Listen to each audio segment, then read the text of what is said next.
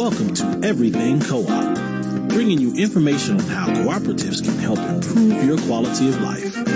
This show is being sponsored by the National Co-op Bank, NCB.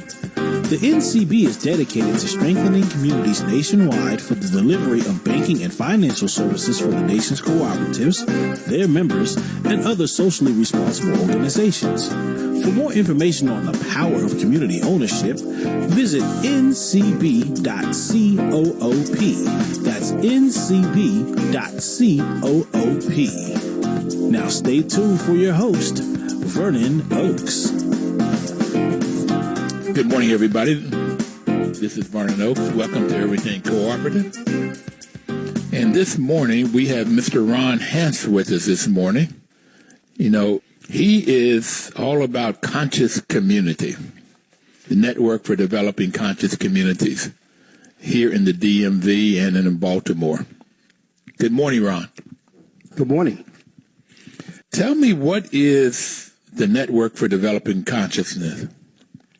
Well, the Network for Developing Conscious Community is a emerged national organization focused on the development within communities of color.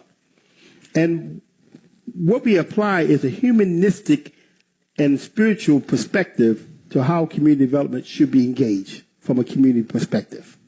With that said, Vernon, we look at spiritual principles that can guide furthering the connectivity among people and community. Okay. So how long have you been doing this?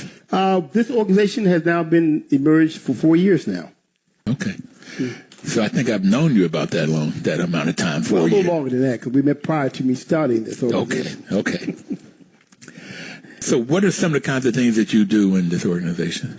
Well, the kind of things that we try to do is really, first of all, we're about education and using education as a tool to elevate consciousness. And so we partner with other local and national organizations, as well as singly ourselves, to sponsor forums and platforms where we can drive conversation around outcomes, around issues that are affecting African American and other communities of color. So we've done national conferences, we do local symposiums, and we engage in really strengthening the ecosystem of community development around communities of color. You just sit around and talk all day long? No, we don't sit around and talk all day because, like I said, we're driving outcomes. But it's important to understand that education is a big tool to driving any productive outcomes around decision-making or productivity. So what kind of outcomes are you looking for? Well, first of all, we're looking at outcomes around eliminating and decreasing the disparities that are affecting communities of color. There are health disparities in our communities that show that our zip codes are more of a determinant of your life longevity than anything else. We're looking at the educational disparities in communities of color. We look at the business and unemployment rates, the home ownership rates. We're still around 40% home ownership in communities of color, where nationally the rate's around 64%. We look at the diminishing ability of creating generational wealth in African American and other communities of color, which is a big predominance of an outcome in terms of what we're able to do economically in our communities. So those are a lot of things that we're certainly working at addressing and creating conversation around. So what's the conversation around? I mean, all of these are extremely important to me, whether it's health, education, unemployment, home ownership. But the one that really gets me is this generational wealth. I mean, that hits me more than anything else. So Yes. What are some of the disparities, or what happens in our communities that would cause this huge gap in wealth creation? Well, Vernon, I tell you something. It goes back over the last 50, 60 years in this country in terms of policies. Local policies that affected where we lived and how we access financial resources. It goes back to the 1930s at the start of the federal programs around housing and how there was discriminatory and segregated practices within state, local government that prohibited us as a people from acquiring financial resources.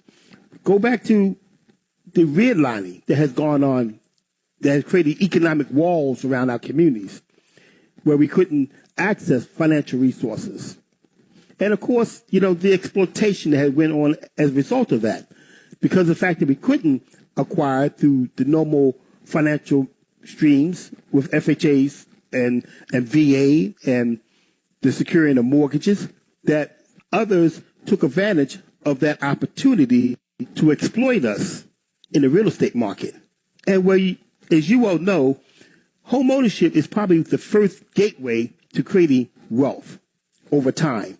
So if you are buying a home in a neighborhood that's been redlined, your value is slow to appreciate and create the equity that you would normally use to send your kids off to school, to start businesses, et cetera, et cetera. Where in suburban white America, that door was always open, which allowed them to create equity in their home ownership opportunities and then use that equity to move into small business, to send their kids off to school, et cetera, et cetera, et cetera. So those are the opportunities that we didn't have as a people for over 60 years in this country. Well, Ron, I guess I would say it's not just 60 years, it's probably 400. But well, okay. yeah.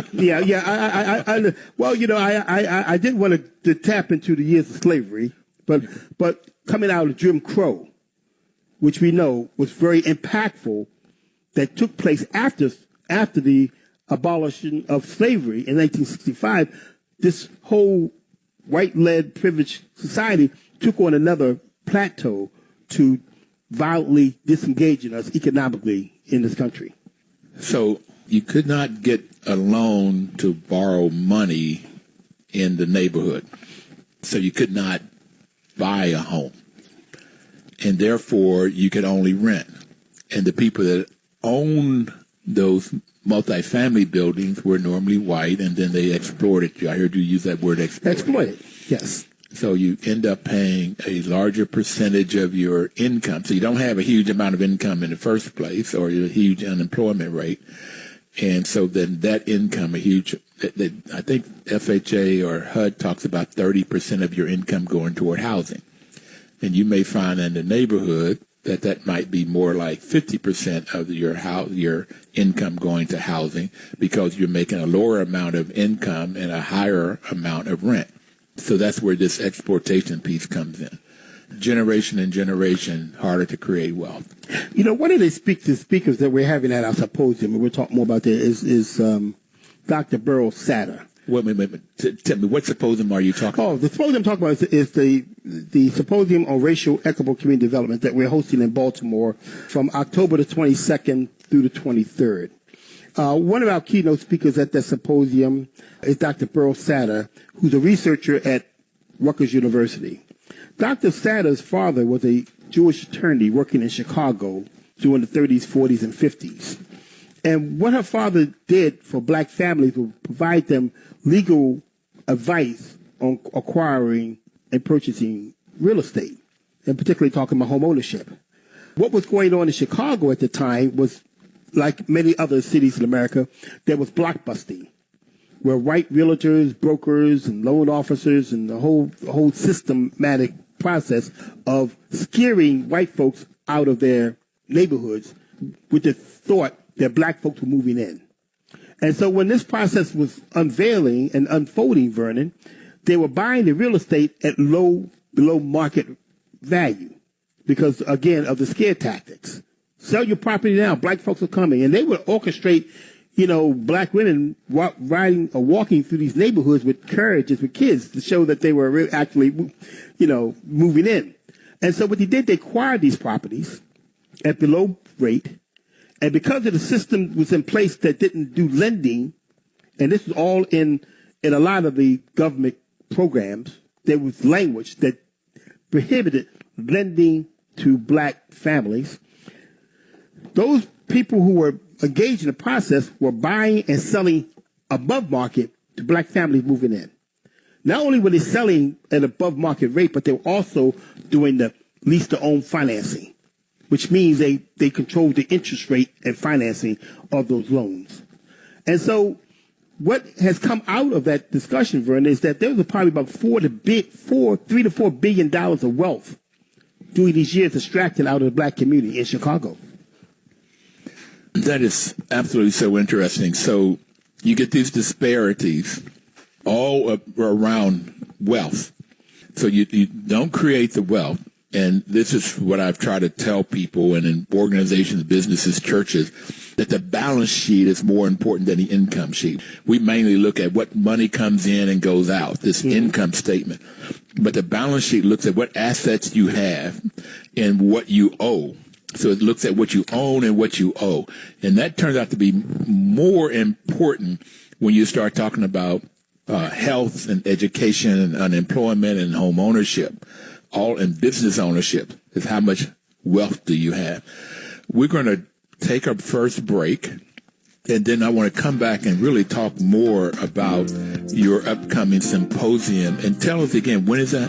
October the 22nd through 23rd. It will be held in Baltimore, and I guess I'll give the website information, www. We'll be right back. Okay, we'll get that when we come back. Thank you.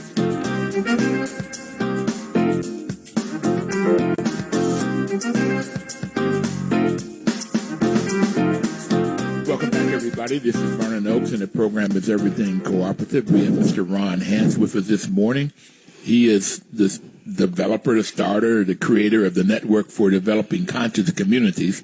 In the first segment, we just talked about conscious communities, being conscious and developing a community, particularly with the disparities that we've seen in black communities, brown communities, in health, education, unemployment, home ownership, and basically just wealth creation.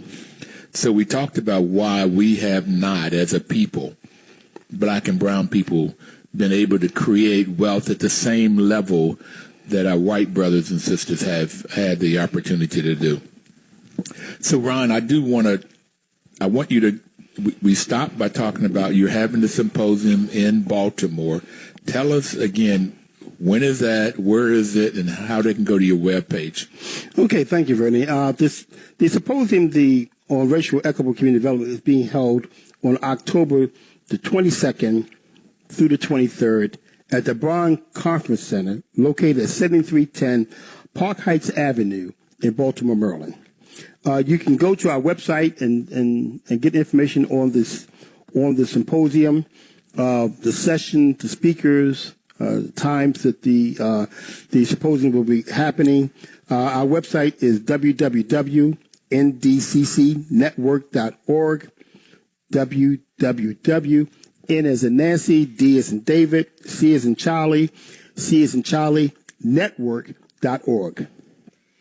Okay. And also we are offering scholarships as well, and there's a link to scholarships as well on the website for those who aren't able to afford the symposium fee, registration fee. There are scholarships being provided. So what is the registration fee? The registration fee is $187 for the 2-day. That includes breakfast, lunch. We're hosting a networking reception on the first day on Tuesday. Yes. Mm-hmm. So this is Tuesday and Wednesday, October 22nd, 23rd. Yes. At the BAUNN Conference Center in Baltimore, 7310 Park Heights Avenue in Baltimore, Maryland. Yes. Okay. $186? 87. 100. How'd you come up with that number? Round it off. So what else has to be that? I don't know how. I think what we one of the things that we try to do, Vernon, is make this affordable and accessible for the everyday community stakeholder to come in and engage in these national, far-reaching conversations that we try to convene. And so the 187 is the 2-day with the meals and all provided, and there's a $75 just one day. If you just plan on coming one day, $75, and of course there's a $45 registration for students. But again, most importantly, we're offering scholarships that will offset the registration fee for individuals. All they need to do is go and complete the registration form for the scholarships. And some of our sponsors, and we have several wonderful sponsors of this event, are offering give-backs of registration scholarships as well. Okay, so you're trying to get this information about of our communities and why there's disparities in our communities, and you want to develop these communities.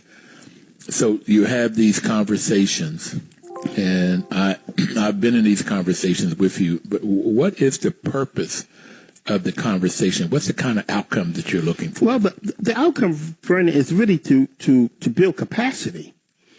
And strengthen. We have an ecosystem around community development that's operating in the African American as well as other communities of color. In some sense, is fragmented. And what we're attempting to do is to engage a collective consciousness around how do we strengthen that community ecosystem? How do we get more community-based developers online that can actually go in and do development? And how do we increase the scale of the number of units that even the local nonprofits in those communities are doing? I go into so many communities where local nonprofits are doing 3 and 4 units. But yet they're... When you say units, what are you talking about? 3 or 4 housing units. They're rehabbing 3 or 4 housing units, but yet they're in a community that has several hundred housing units. And so if you're talking about trying to really shift the paradigm around community development, you have to look at how are we going to try to increase the scale of the work that we're doing.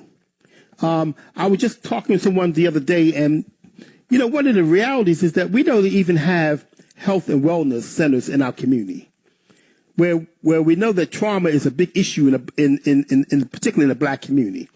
But we don't have health and wellness centers operating in our community where people can come in and learn some techniques around how to control their anger, their frustrations through meditation, maybe through yoga. How to, even to eat right. How their diet may affect their mental state of behavior. So there is so many disconnects because of the fact of the wealth not being either shared with our community or promoted within our community that can allow us to create these community development sectors that we need to strengthen in our communities. So we don't have the housing units being developed, and we don't have these health centers. So I want to go back to this inequity in the cities. We were talking about the amount of wealth. So what's the difference in wealth between whites and blacks or Latinos? Well, let's take Baltimore as an example. In Baltimore, the average white household makes 2 times the income of the average black household. Blacks are making... Wait a minute. So a white household makes 2 times the income. Mm-hmm. So that if a black family is making $15 an hour, then you can expect that the white family is making $30. That's right, $30. And so in Baltimore, the average black family household is averaging about $33,000. The average white household is averaging over $62,000. So that's almost a 100% increase in terms of income coming to the household.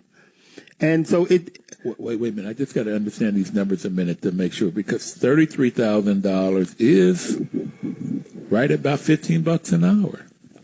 Well, $15 is actually $24,000. When you average out $15,000, like 24. Well, there's 2,000 hours in a year, 2,080 specifically if you're at a 40-hour week. So if you multiply 2,080 times 15, you're right at about $33,000 a year. And when you think about $15 an hour, one has to ask themselves, could I survive off of $15 an hour? And even when the local legislators are increasing this wage to $15 an hour, Vernon, they're phasing it in over a period of time.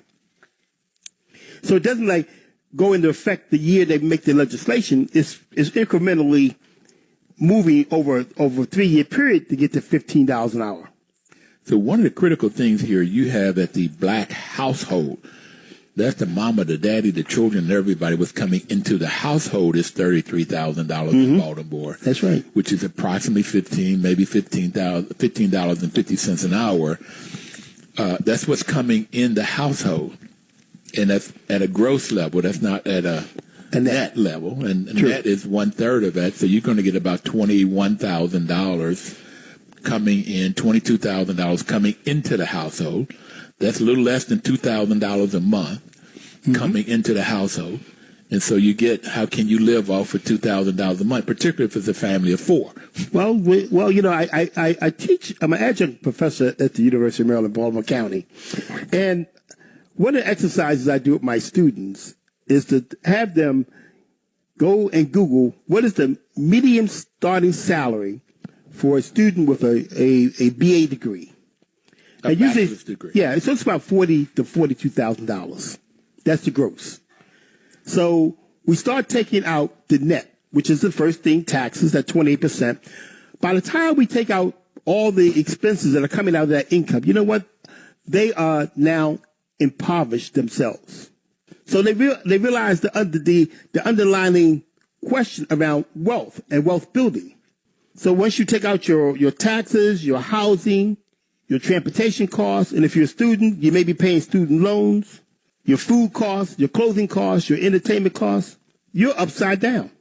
And so when you talk about building wealth, it's hard to build wealth when you're underground. Underground and upside down, what I hear you say, you've got more expenses Debt than you got at the more income. Okay. And so you have more a month than you got money. Right. So what Robert Smith did for those students at Morehouse University, when he wrote off their student loan debt, he freed those students, man. He freed those young students to go out and do work without having the burden of dealing with student loans, chasing around into their adult years. You remember, President Obama didn't pay off his student loans until he became president and got the royalties from his first book, The Audacity of Hope. Then he was able to pay off his student loan. But up until that point, he was a lawyer with student debt. Yeah. Mm-hmm. So if you have a black household with $33,800, likelihood is they're underwater. They have more debt, more expenses than income. Where if you look at white family, they're at 62, almost twice that. They can have what it's called disposable income, right? So think of this: when you talk about wealth, the opportunities where you don't have wealth, which you're disconnected from: healthcare, adequate food, no expenses for even taking your family out every summer for a vacation. You're limited in so many ways because of the wealth, the lack of wealth in your family. So we're going to stop here and take our second break, and we'll come back and talk a little bit more about these disparities. Thank you. In our neighborhoods and the kinds of things we can do about them. We'll be right back. Thank you.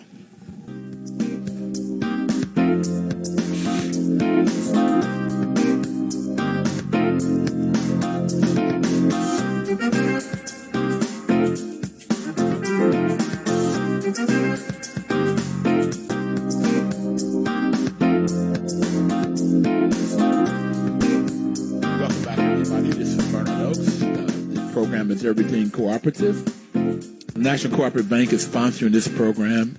They've been with us now for 6 years. Ron, we've been on the air for 6 whole years. Wow. Congratulations, Vernon. When we started, doing fantastic work. Thank you, babe. When we started out, we were only going to do it for a month. We were going to trial for a month, and it just kept going. Well, God always got a bigger plan for us than we have for ourselves. Amen. And let's get back to this conversation about these inequities that you're talking about that happens in our neighborhoods. So we talked about blacks' household income in Baltimore is $33,800, where whites is $62,700. So blacks end up with that small amount of income, one half that of whites. They have more monthly money, or they have more expenses than they have income, and therefore they don't get some of the things that they need, like fresh fruits and vegetables or health care. And whites with $62,751, they end up with what we call disposable income, organic. They can also have the health insurance. They can also have life insurance. They can also take vacations, which are kinds of things that helps with the emotional side of things. So they have more money than month, so they can get savings going on and create that wealth. So we talked about this the first half. So what are some of the other inequities in our neighborhoods? Well, let's take Baltimore particularly. Well, we can look at the life expectancy, Vernon. Okay. Yeah, the life expectancy. We can look at in a neighborhood such as Upton and Druid Heights in Baltimore. The life expectancy is 63 years. But you can go to Roland Park. So this is in the black neighborhood. You can expect to live 63 years. 63 years. That's what the actuaries are saying. Okay. And so you can move 14 miles north in a predominant white neighborhood of Roland Park and live to see 83 years. So that's a 20-year difference in terms of life expectancy that one's experiencing. That's 20 years of lack of wealth generation that's being taken away from a family. So you're talking about the wealth generation. I'm really and sort of sitting here stunned that if I have this income of $62,000 a year, the white income, this white household, so I have disposable income and I can eat the right vegetables, get the meds, go to the doctors, I can pay for doctors, I can take vacations and get rest. I can do all of these kinds of things. And what that shows up in is life expectancy. You live longer. So I live longer. You live longer.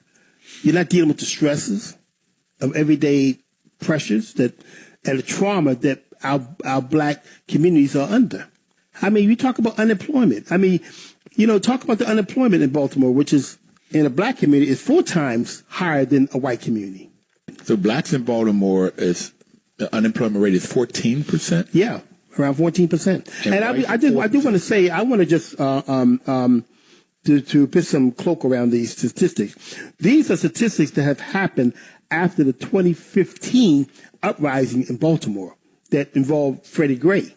So what I'm saying here through these statistics, the paradigm in Baltimore did not change after that uprising. It did not change for black Baltimore. The same disparities that existed before 2015 existed after 2015.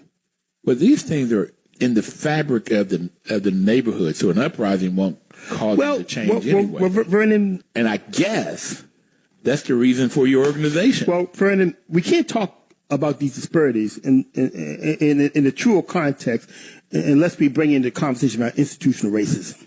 There's no way we can have this conversation to talk about these disparities if we can't talk about institutionalization of practices have made these divisions, have made these disparities, have increased them over time.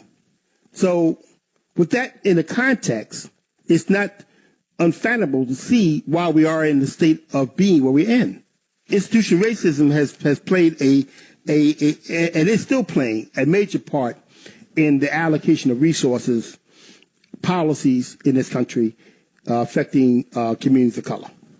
So you have these conversations to try to get us to live longer, have better quality of life as we're living so we can live longer. No, I had these conversations for us to recognize that we are up against a major obstacle called institutional racism.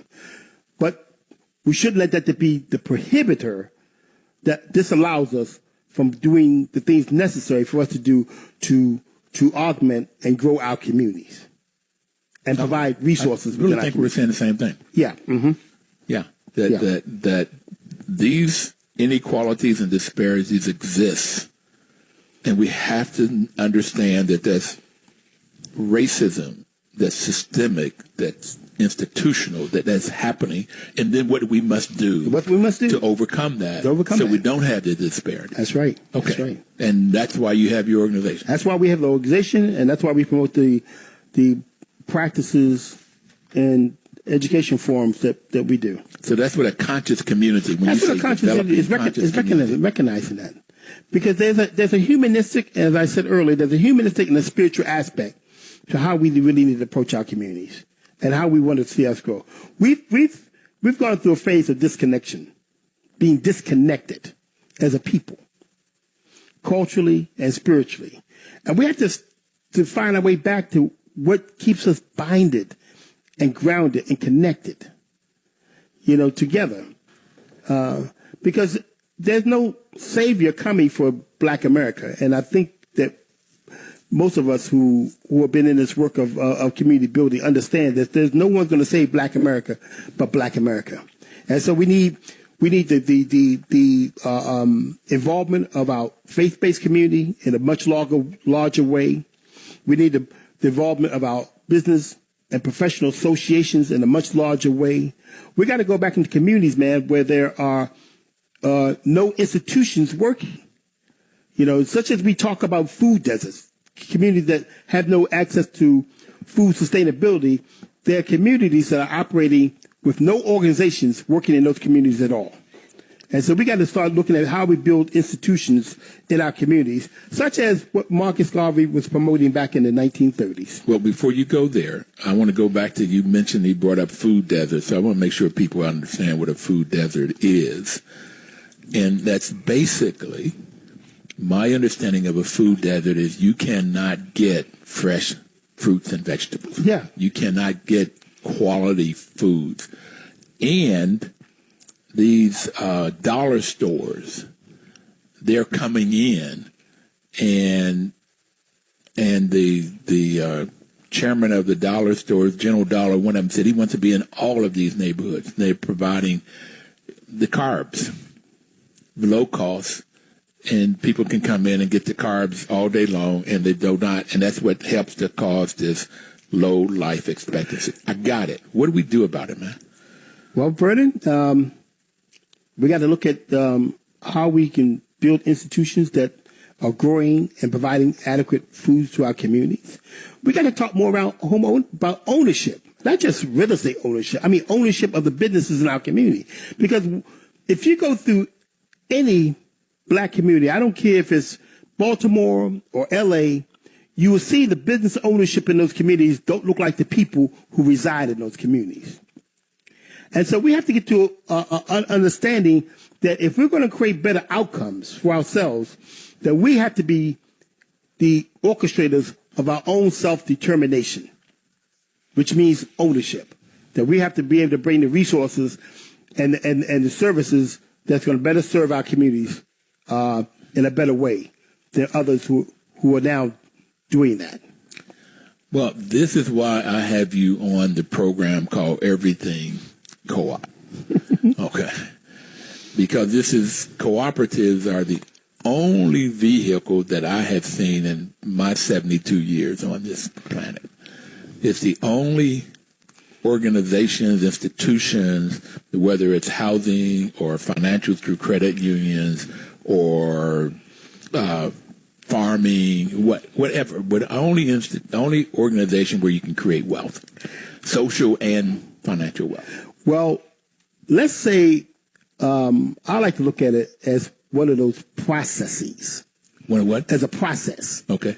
Because living cooperatively is not new to the black community. I remember. Well, I think that's how we survived. Yeah, I remember as a kid, we used to borrow flour and butter and sugar from our neighbors. Nobody would live in a community where I grew up as a kid would allow the other family down the street to starve. And so when that family might have ran out of some edible goods during the month, they would send, their kid up to our house, or we would go to other neighbors and borrow things. That's in the fabric, the DNA of black community. Sharing, bartering. We do that. We do that well. We've done that. And so we have to, go and institutionalize some more ways to make it more sustainable. And that's where I think the cooperative model comes in, because it creates a more institutionalized, sustainable process so that we can have it there as an ongoing entity to be able to provide goods and services to our communities in a collective way. You're talking about, can I borrow a cup of sugar? Well, that happened in West Virginia. And where'd you grow up? Where'd you grow up? I grew up in Baltimore. In Baltimore. Okay. So that we helped each other. And my uncle in New York talked to us about rent parties. Right. Mm-hmm. So when a neighbor could not pay the rent, okay, they would come together and they would play cards and they would bring the food and people would pay for the food. And whatever was made was given to the family that needed buy the rent. Yeah. So we supported and helped each other. There was the borough societies where people would pitch in their nickels and pennies so that whenever somebody died, they could bury them. That happened. That was going on in slavery. Oh, yeah. That happened all the time. This thing came over from Africa, this sort of, I think West Africa particularly, of us collectively sharing monies. Ubuntu was something that in Southern Africa, it was a way of being, of sort of supporting each other. So you get all of this stuff coming out of motherland, of sharing, of supporting each other. My world view says we could not have survived slavery or Jim Crow or any other period if we did not work together and come together. Well, it's not ironic that the 7 principles of cooperative align with the 7 principles of Kwanzaa. And so when you look at those 7 principles of Kwanzaa, they really talk about all of this collective work that's needed around and the faith work. And so those principles drive why we should be and how we can, most importantly, how we can begin to really build a new framework and paradigms in our communities. Well, it's interesting you talk about the 7 principles of co-ops and the 7 principles of Kwanzaa. Is that I think the 5th one of Kwanzaa is cooperation. Ujima, right? Ujama. Yeah. And there is a cooperative in Pittsburgh called Ujama. I met the sister. Yeah. Lakeisha Wolf. Right, I met her. She's been on the show. She and Frankie, they're 2 people. Matter of fact, I went up and visited them. I threatened to do that. And I got to tell you guys, if you want some good jewelry, I hope nobody, the females in my family are listening because I bought my Christmas gifts up there this summer. They're great. And I told them my only concern was their prices were too low. Okay. With the quality of their goods, but it's sisters. Are up there making jewelry and clothing and artwork, and then they buy from other sisters around the world, people of color around the world, and they sell them in a storefront. This is what you can do: come together and create a business. Since you did mention Pittsburgh, I do want to put a plug in. Pittsburgh this year has the mayor has created a position for an equity officer inside the mayor's office that's going to oversee equity around the city agencies in Pittsburgh. And the gentleman's name is Majestic Lane. He'll be visiting us at the symposium. He'll be serving on a panel to talk about where Pittsburgh is around its equity lens and framework in Pittsburgh.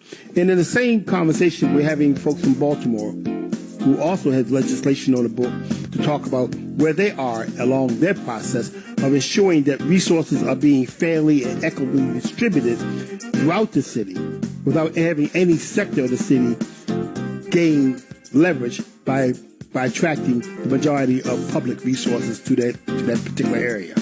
So we talked about first the disparity, and we're going to take a break now and come back and talk about what you're doing in your symposium. We'll be right back. Okay. Don't touch that dial. Thank you.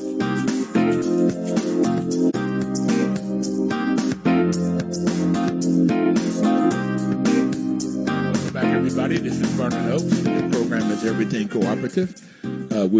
We have Ron Hantz in the studio with us this morning.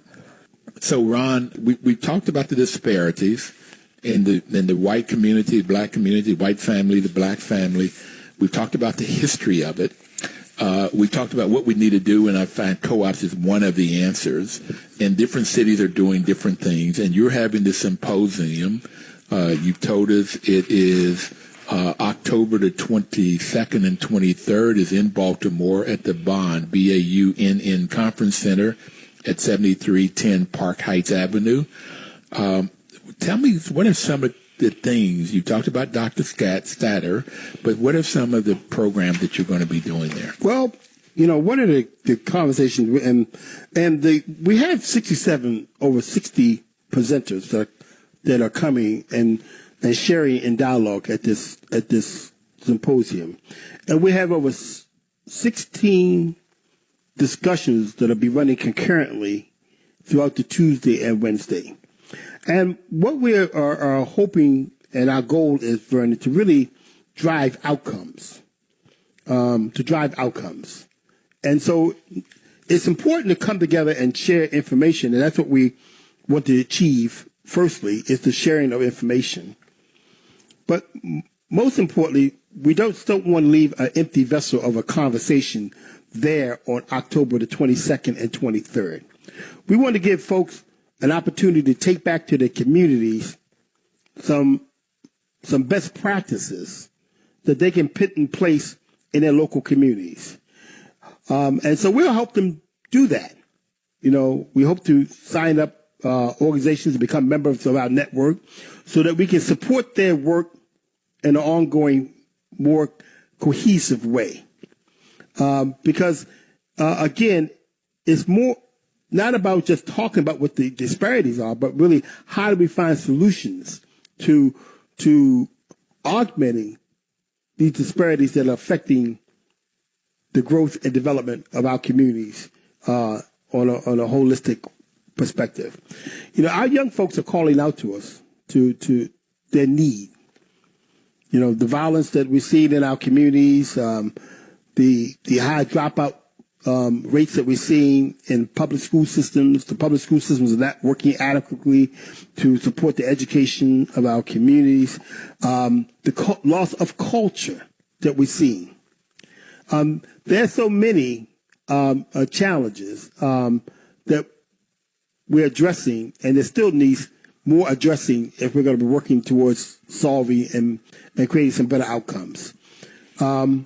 So this symposium is and along with the other discussions that we frame out over the years are really about doing that, because we have to come together as a community and talk about what our challenges are, and put aside our own ego, our own personal objectives, and look at how we're working at problem solving collectively.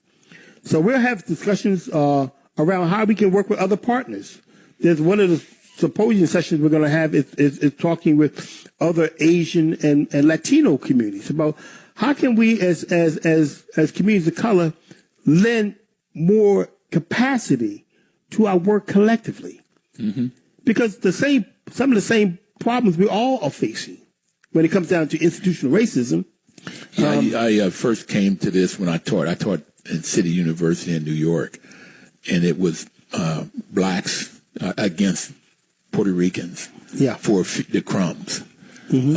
And it seemed like the folks in power, white folks, would try to keep us divided and keep us fighting against each other over crumbs, over a little bit of nothing. Yeah. And then I saw it when I taught at San Diego State in San Diego, the blacks against Mexicans. And it was the same kind of dialogue going back and forth, and we have the same problems in our neighborhoods. Yes, in our neighborhoods. Same issues. So if we can come together and work together, so that would be one I'd like to go to. Yeah. Is how do we pool our resources, our talents? Well, we all are living virtually in the same community. Economically, they're pushing us. The economics have pushed us into living in the same community. I mean, when I came to D.C. back in the 70s, and I looked at Adams Morgan, it was a rich, culturally diverse community in Adams Morgan. Now you go to Adams Morgan, it almost looks like any other white gentrified neighborhood in terms of the culture that was existing then is absent now. So we got an opportunity to really create communities that we see, communities that we desire. It's not going to be an overnight, a one-night solution. It's going to be a process. But I say this here: when I've gone to Birmingham, Alabama, and I've gone to New Orleans, I see the same thing happening in those cities. I've been to Indianapolis. I've been to New York. I know when I'm in a black neighborhood, whether I'm blinded or sighted, I know when I'm in a black neighborhood when I open my eyes. And economically, even in Birmingham and New Orleans, where in Birmingham we have the historical black civil rights district where blacks aren't controlling the outcomes economically in that city. And it's the same thing in New Orleans, a black city where it has a $50 billion tourist industry and blacks are getting 3 to 4%, black businesses getting 3 to 4% of that business. There has to be a change to that. There has to be a change. And how do we get that change? I mean, that's what we're really talking about. Well, yeah, and I really do see co-ops as an answer, if it's not the answer. I do want to give a plug out. Your conference is on the 22nd and 23rd of October. October is co-op month. October is we started our radio program 6 years ago in October because of October being co-op month, and my birthday is October the 7th. So October is a great month for me. My sister's birthday is October the 4th. NCBA, National Cooperative Business Association, give a plug out to them because they're having their 2019 Impact Conference.